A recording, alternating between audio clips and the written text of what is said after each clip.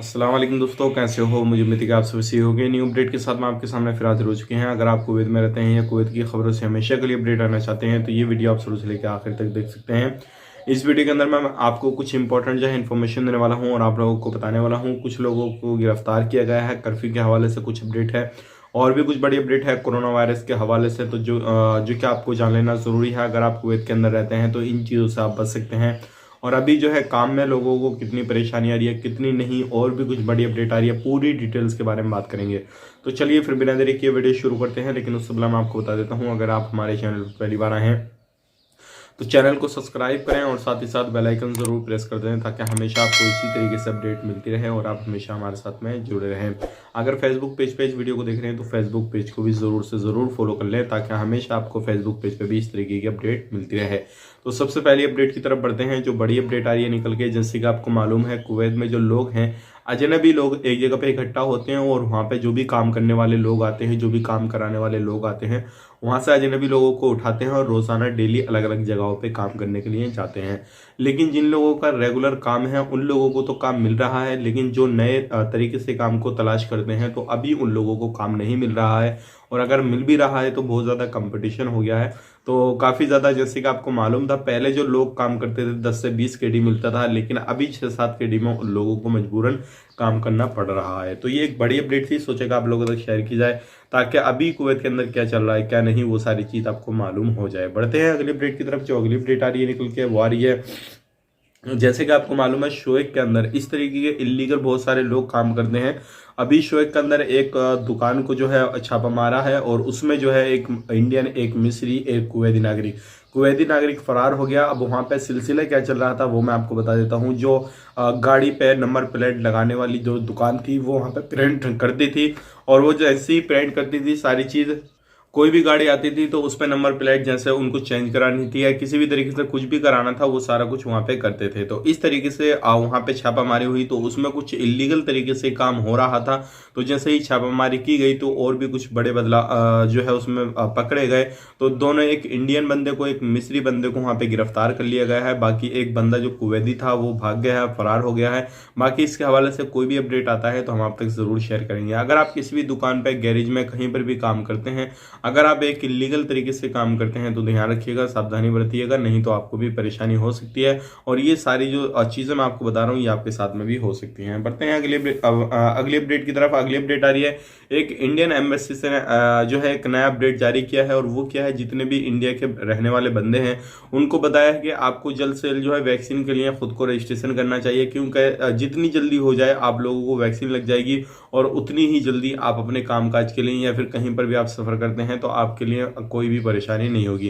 तो Indian embassy की तरफ से एक नया अपडेट आया था, सोचेगा आप लोगों को शेयर की जाए। अगर अभी तक आपने रजिस्ट्रेशन नहीं किया है वैक्सीन के लिए तो आप अपने आप को जल्द से जल्द रजिस्ट्रेशन करें ताकि आपको किसी भी तरीके से कोई भी परेशानी ना हो और आप इसी तरीके से वैक्सीन ले सकें। बढ़ते हैं अगली अपडेट की तरफ। जो अगली अपडेट आ रही है, कर्फ्यू का उल्लंघन करता 23 लोग 23 लोगों को गिरफ्तार किया गया है, जिसमें के 17 कुवैती हैं और 6 नॉन कुवैती हैं। मैं, देखिए, आपको मतलब यही है ये चीज का बताने का, कितने लोगों को गिरफ्तार किया गया है, कहाँ कहाँ पे, ताकि आप कहीं पर भी काम करते हैं, किसी भी तरीके का कुछ भी काम करते हैं और उन चीजों से बच सकें जो कानून का लोग उल्लंघन करते हैं और जिन लोगों को गिरफ्तार किया जाता है उन चीजों से बच सकें और आप अपना काम अच्छे तरीके से कर सकें। कहीं पर भी काम करते हैं वो डिपेंड नहीं करता, लेकिन आप अगर कुवैत के अंदर हैं तो ऐसी छोटी मोटी गलती ना करें ताकि आपको गिरफ्तार किया जाए।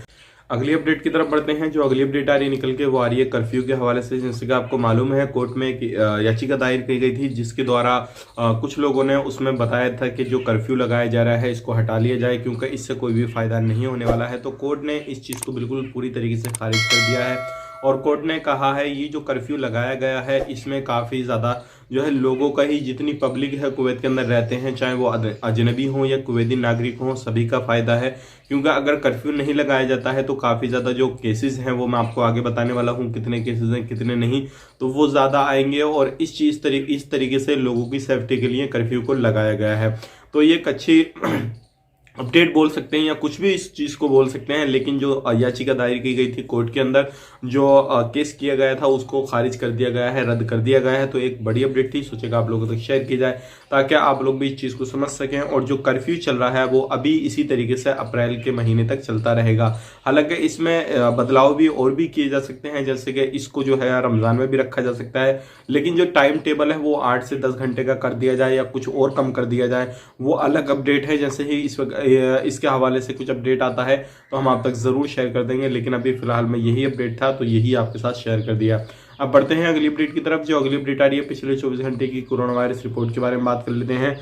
9,277 नए टेस्ट हुए हैं। टोटल जो टेस्ट हो चुके हैं वो हो चुके हैं 19,33,173। नए केसेस आए हैं 1504। अगर नए केसेस देखें तो काफ़ी ज़्यादा आ चुके हैं, 1504 है। अगर आप कहीं पर भी रहते हैं, किसी भी एरिया में रहते हैं, तो अभी आपको सेफ्टी बरतने की ज़रूरत है। और जो भी गाइडलाइंस जो भी कुवैत की तरफ से जारी की जाती हैं या करी गई हैं, तो आप उनको फॉलो करते रहिएगा।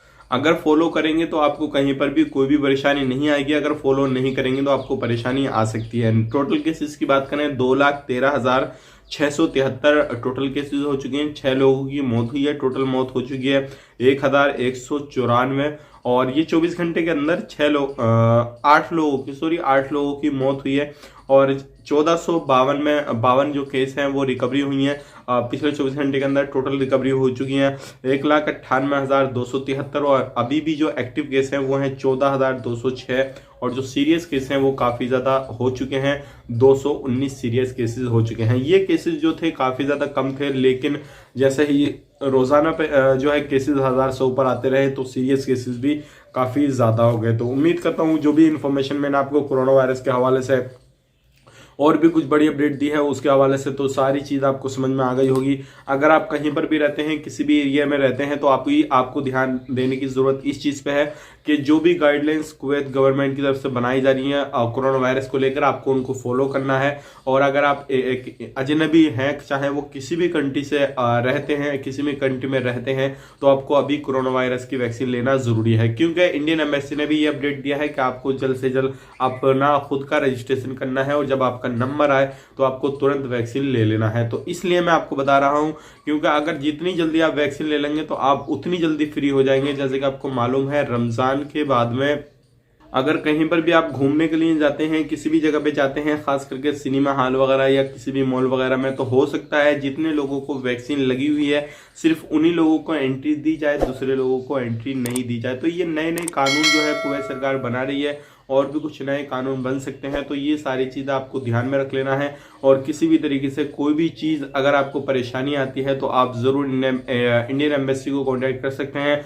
और यहाँ पे बात कर लेते हैं, जो लोग कुवैत के अंदर आना चाहते हैं किसी भी देश से, तो अभी आप नहीं आ पाएंगे, क्योंकि अभी किसी भी तरीके से 18 नंबर वीज़ा को ओपन नहीं किया गया है और ना ही फ्लाइट को ओपन किया गया है। जैसे ही फ्लाइट या 18 नंबर वीज़ा को ओपन किया जाता है तो हम आप तक ज़रूर शेयर कर देंगे। उम्मीद करता हूँ जो भी इन्फॉर्मेशन मैंने आपको दी है वो आपको पूरी समझ में आ गई होगी, और A to Z सारी चीज़ें समझ गए होंगे। तो चलिए फिर मैं किसी नेक्स्ट वीडियो में, तब तक के लिए आप अपना ख्याल रखें, अपनी फैमिली वालों को ख्याल रखें। Take care, bye bye.